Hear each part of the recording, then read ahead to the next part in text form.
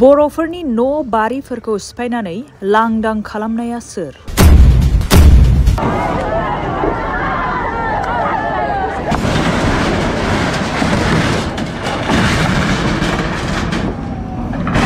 जा एभिक्सन जालांबाय जोंनि बर' बिसाफोरखौ न' सेफायनानै जिसिबिफोरजों हुरलाबजोबनाया सोर हुरलाबजोबखो आं बेखौ काकसे कलमेसो बुंखायो।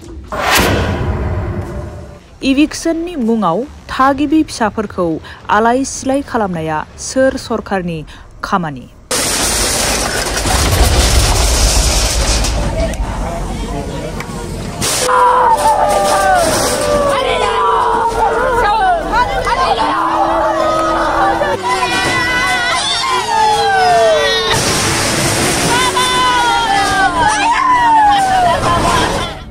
सोर बे न'फोरखौ इभिक्सन खालामखो जोंनि बर' बिसाफोरखौ आलाय आथानि न'फोरखौ सेख्राबजोबखो मन्दिर गिर्जाफोरखौ सोर हुख्रेमजोबखो बिनि प्रुफखौ आं होनो नागिरदों।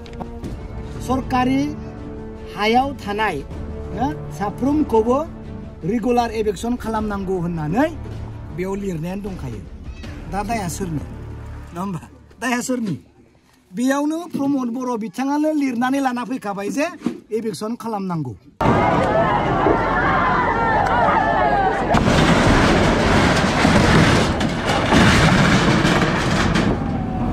सान्तिपुर प्राइमारिनि सिङाव थानाय 4 नं सामु दैसा गामियाव थांनानै बिटिसि कन्ट्रेक्टर एसोसिएशननि गाहाय नेहाथारि बिक्रम दैमारिया सोलिफु इउपिपिएल सरकारा रायजोफोरनि सायाव माबादियै अयनाय अयथासार खालामखो बेनि सायाव गोख्रों बिबुंथि।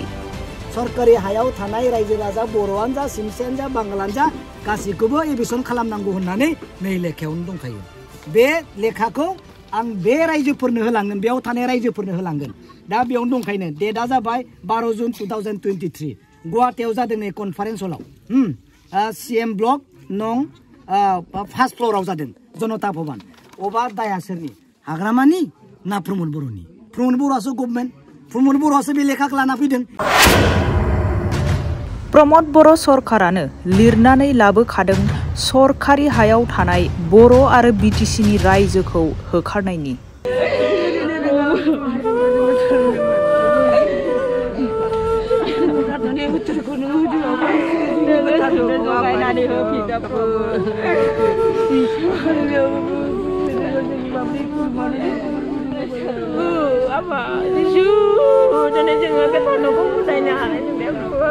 प्रमद बर' बिथां सार, उरखाव गोरा सार आरो जोंहा चिफ मिनिस्टारनि मोनसे कल'नियाव गुवाहाटीनि 2023 नि 12 जुनाव मोनसे मिटिं एडप्शन खालामदों। माने लेखा लिरदों, माने मिटिं जादों मा खालामनांगौ। बेयाव बिथांमोना लिरदों नै जे सरकारि हायाव थानाय साफ्रोमखौबो रेगुलार एभिक्सन खालामनांगौ होननानै बेयाव लिरनायानो दंखायो। सोंदो इउपिपिएलनि दैदेनगिरिफोरखौ थानो जायगा होनायनि अनगा होखारनायनिसो मानो लिरना लाना फैखो?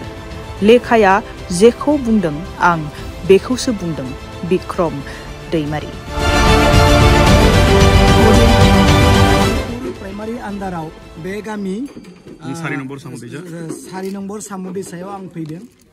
आं बेखौनो क्लियार खालामफैदों रायजो राजानि सिगाङाव जोंहा जा एभिक्सन जालांबाय जोंनि बर' बिसाफोरखौ न' सेफायनानै जिसिबिफोरजों हुरलाबजोबनाया सोर हुरलाबजोबखो आं बेखौ काकसे कलमेसो बुंखायो। बेखौनो लेखायाव जि दं आं बेखौसो बुंगोन। सोर बे न'फोरखौ एभिक्सन खालामखो जोंनि बर' बिसाफोरखौ आलाय आथानि न'फोरखौ सेख्राबजोबखो मन्दिर गिर्जाफोरखौ सोर हुख्रेमजोबखो बिनि प्रुफखौ आं होनो नागिरदों।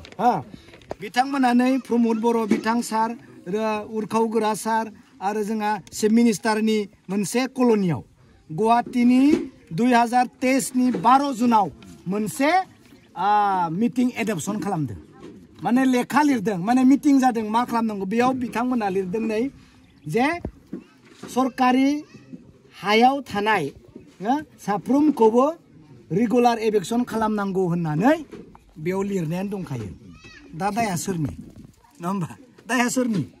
बेयावनो प्रमद बर' बिथाङानो लिरनानै लाना फैखाबाय जे एभिक्सन खालामनांगौ सरकारि हायाव थानाय रायजो राजा बर'आनो जा सिमसेयानो जा बांगालानो जा गासैखौबो एभिक्सन खालामनांगौ होननानै नै लेखायावनो दंखायो बे लेखाखौ आं बे रायजोफोरनो होलांगोन बेयाव थानाय रायजोफोरनो होलांगोन दा बेयावनो दंखायनो डेटआ जाबाय 12 जुन 2023 गुवाहाटीयाव जादों नै कनफारेन्स हलाव CM ब्लक नं फार्स्ट फ्ल'राव जादों जनता भवन अबा दाया सोरनि हाग्रामानि ना प्रमद बर'नि प्रमद बर'आसो गभर्नमेन्ट प्रमद बर'आसो बे लेखाखौ लाना फैदों बिनिखायनो इभिक्सना कन्टिनिउअस जागासिनो दं दा इलेक्सननि थाखायसो स्टप थाथ'दों आं खुगाजों बुङाखै लेखायासो बुंदों इभिक्सन खालामनांगौ होननानै लिरनाय दंखायनो मोस्ट इम्परटेन्ट होनना लिरनाय दं बे रायजोनो होलांगोन आं बुंदों जायखिजाया माहारियारि आफादानो फैया मानो सों इभिक्सन खालामनो थाखाय मानो लेखा लिरखो प्रमद बर' बिथांनि नेताफोरा फैयोब्ला सोरबा एमपिनि थाखाय इलेक्सनाव फैयोबा रायजोफोरखौ आं बुंखादों सों बे लेखाखौ मानो लिरना लाना फैखो हा होनोसो नागिरदों नोंसोरो जोङो थानो थाखाय हा होनो नागिरदों खिन्थु नोंसोरो लेखायाव लिरखुमादों सिरि सिरि गासिबो एभिक्सन खालामनांगौ बेथ' आलादा जाबायना बिनिखायनोथ' सार्कोल अफिस लेखाफोरा सहैजोब्बाय एभिक्सनखौ धुमधाम खालामबाय जोब्बाय आं बे खोथाखौनो बुंनो रायजोफोरनियाव फैदों फैबावगोन आं आरो बेयाव थाबायनो थाङो इलेक्सनाव थेंक इउ मुं थिसननो गोनां फरायसाफोरनि थाखाय गोजोनथाव खौरां 2024-25 सोलोंथाइ बोसोरनि थाखाय क'क्राझार जेडी र'ड सामगावनि भारत पेट्रलियामनि उल्था फारसे थानाय साबसिन रोंमोन्दांथि गोनां बड'लेण्ड पाय'नार पाब्लिक स्कुलाव फरायसाफोरनि मुं थिसननाया सोलिगासिनो दं इंराजि बिजोंजों साबसिन सोलोंथाइ होनाय आरो सोलोंथायारि साबसिननि दावबायनायखौ जागायहोनो सिगां फारसे दं बड'लेण्ड पाय'नार पाब्लिक स्कुल